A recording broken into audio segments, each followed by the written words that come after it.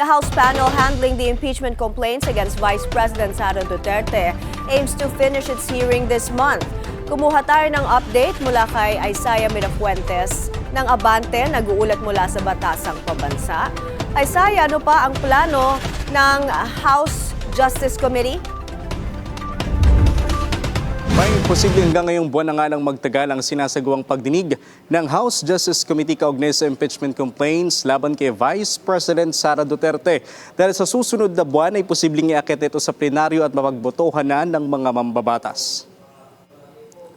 Ayon kay Lanao del Sur Representative Zia Alonto Adjong, target ng komite na tapusin ang pagdinig sa April 29 at posibleng maipasa na nila ang committee report sa plenaryo sa Mayo. Pagkasumiti nito, isa sa ilalim na lang ito sa plenary deliberation para mapag-aralan ng bawat mambabatas ang laman ng report.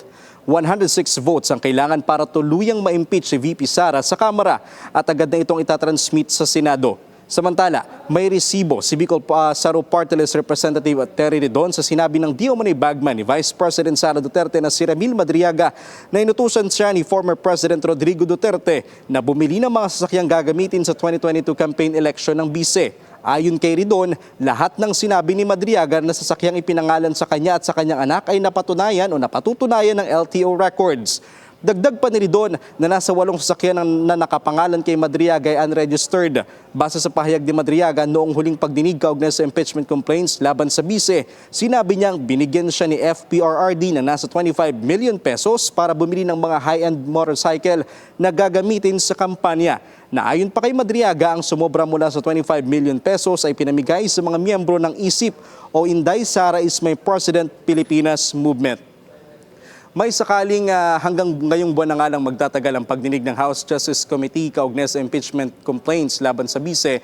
2 hearing na lang ang inaabangan natin. Iyan ay sa Miyerkules, April 22, na kung saan nga inaasahan natin na darating si former Senator Antonio Trillanes IV at si Ombudsman Jesus Crispin Rimulya. At ang pinakahuling magiging pagdinig kung sakali ay sa April 29. May.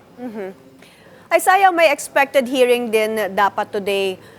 Doon naman sa kaugnay ng krisis, natuloy ba ito at kamusta na ang pagtugon ng Kamara sa kasalukuyang krisis?